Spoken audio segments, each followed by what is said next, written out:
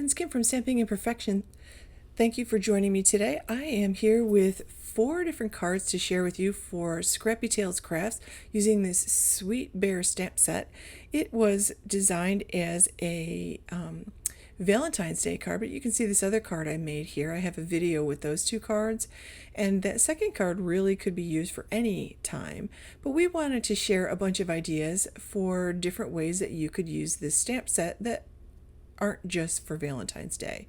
So here I have some pattern papers that I pulled out and I'm going to use, and I picked a pink and a blue because of course this will make a great baby card, and I was thinking of using that balloon because I think those balloons work for any time even though they're hearts, but I decided I just want to focus on that sweet little bear. I'm going to keep my cards pretty clean and simple, but I wanted to show you that if you don't have time to color it in, you don't need to color it in. You can do something like this. So you can take this pattern paper or any pattern paper that you have, whatever pattern paper. If you don't want a baby card, you could use some brown pattern paper. But I'm trying to use up some of my little 6x6 paper pads so I can buy some new ones. This little paper has these sweet little hearts and a little grid pattern on one side and a floral on the other. So I stamped the blue one on the heart side, and I'm going to stamp the pink one on the floral side. And I think this is just a sweet little bear to stamp on this pattern paper. So this gives him a little bit of pattern, a little bit of interest, and then I'm just going to trim these panels down, and I'm going to cut these out with my brother's Scan and Cut. Then I'm going to mount them on some white with, I'll put a little pink mat behind the pink bear and a little blue mat behind the blue bear, add my sentiment and some sequins, and that will complete the card with a little bit of fun splatter on top. So the second way, and this is a total experiment, I pulled out the Poppin' Poppies stamp set from Scrappy Tail Crafts, and my original idea was to make a little bit of a background, a little like heat embossed background that I could stamp the bear on top of. And then I got to making the background and covered the whole panel and realized once I heat set it that turned out pretty well. I really like the way this looks with this little poppy. I just picked one of the poppy flowers, one of the single images, and stamped it a bunch of times. And whenever you do this, you want some of those images to go off the edge of the card. And I have actually done whole scrapbook pages with this technique. And I put the embossing powder on. I'm just using white embossing powder. I put that on because I wanted to see where I had blank spaces. So I'm going to pull out one of those little leaf images, one of the leaf images, and stamp in the bare spots. So that allowed me to see where the bare spots were.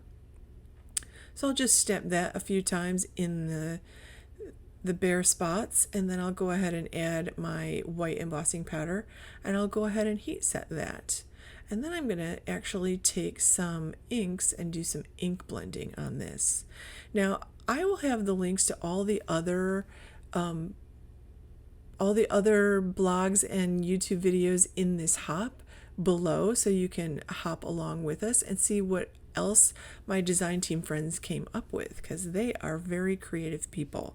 So I'm pulling out Catherine Pooler's some of her new inks, and I pulled out this Do-Si-Do, which looks like a light pink color on the cover, but it's really I think to me this looks like an orangey red, and it's quite pretty actually. I like it a lot. I was trying to make it a little bit darker around the edges and then blending it out from there.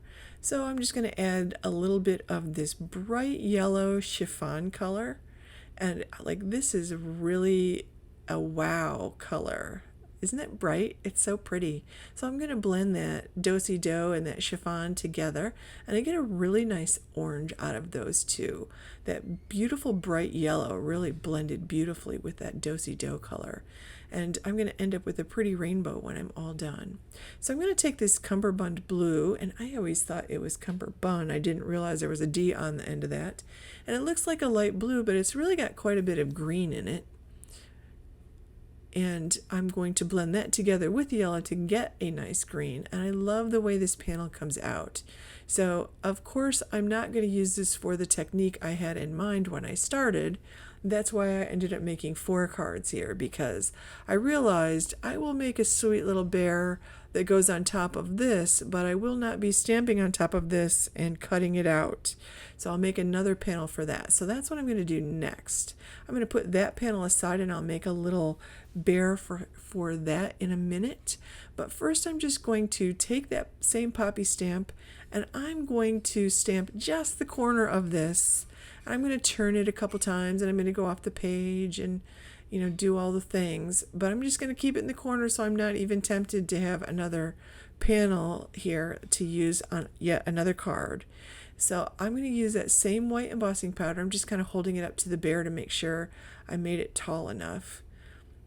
And I'll use that same white embossing powder, and I'm going to go ahead and heat set that.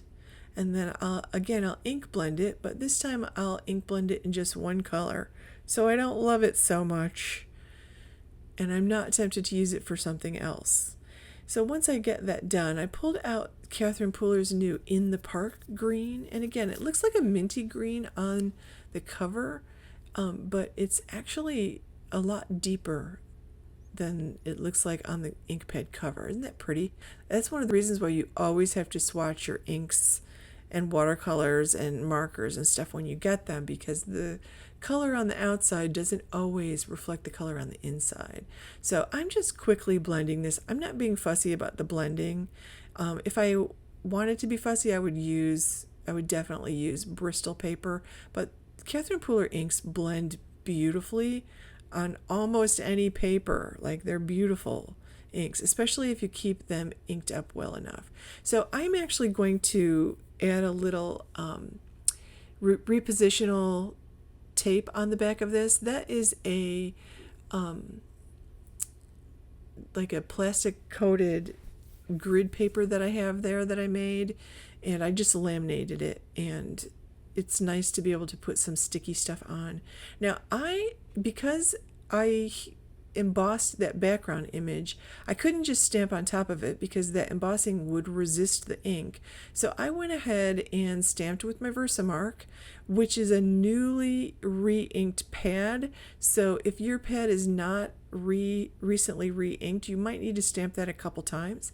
And then I just used black embossing powder, and I'm just going to go ahead and take my heat tool and just heat set that bear.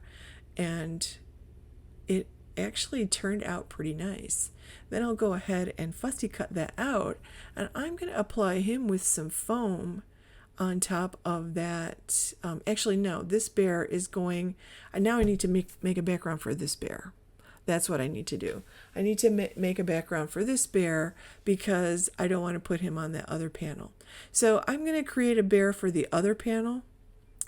And for this one, I'm stamping this on watercolor paper, and I am going to heat set that ink because that is my Catherine Pooler Midnight ink, which I like a lot, but I always heat set it before I use it with my Copics or with my watercolors. Now, to watercolor this, I'm just simply going to, I'm not going to show all of the watercoloring, but I'm going to use those same inks that I have sitting on my desk now, and I just smush a little bit of the ink on the mat, spritz it with water, and then I just add it to my card, and I'm just going to give it a nice coating of those inks. So I'll just color this bear in with my paintbrush. That's a number 4 round paintbrush, and I'll just add all the colors to that.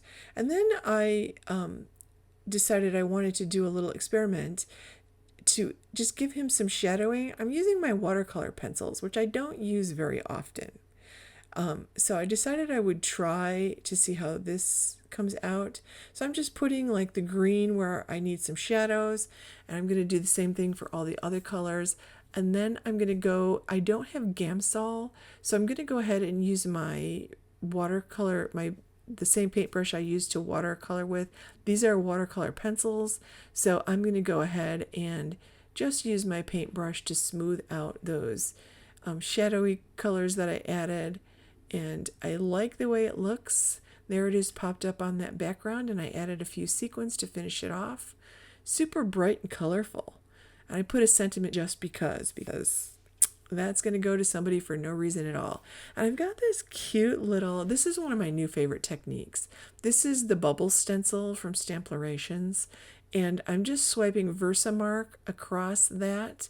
And I love the way this technique comes out. I'm using some powder blue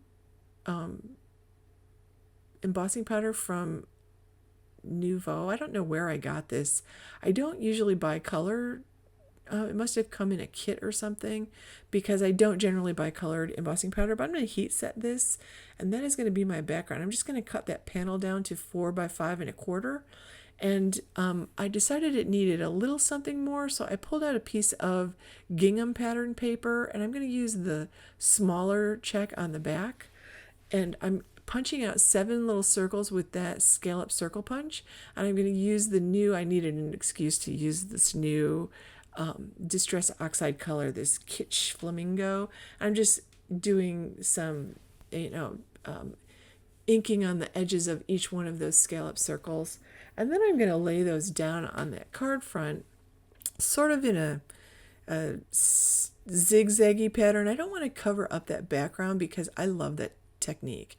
Now, if you don't love the way this looks, you might want to stencil the entire background, but I really love this. I think it's a very fun mixed media look. So I'm just kind of putting these down, and I'm going to pop that little bear up on top. So you saw I put those down with liquid glue. He's going to get some foam, and then I'm going to give him a little just because sentiment that I have in my cup, and pop that up on some foam. I'll add that panel to the card base, and that will complete my card. So I'll put the links to all the products below, and I'll put the links to the other members in the blog and video hop, so you can check out the creative ideas that they have come up with. Here's the original cards that I made, and you can see you can use this for any time of the year. Please give this video a thumbs up and subscribe to my channel while you were here. I'd love it if you click that bell so you get notifications every time I upload a new video. Thank you so much for joining me, my friends. Have a wonderful day.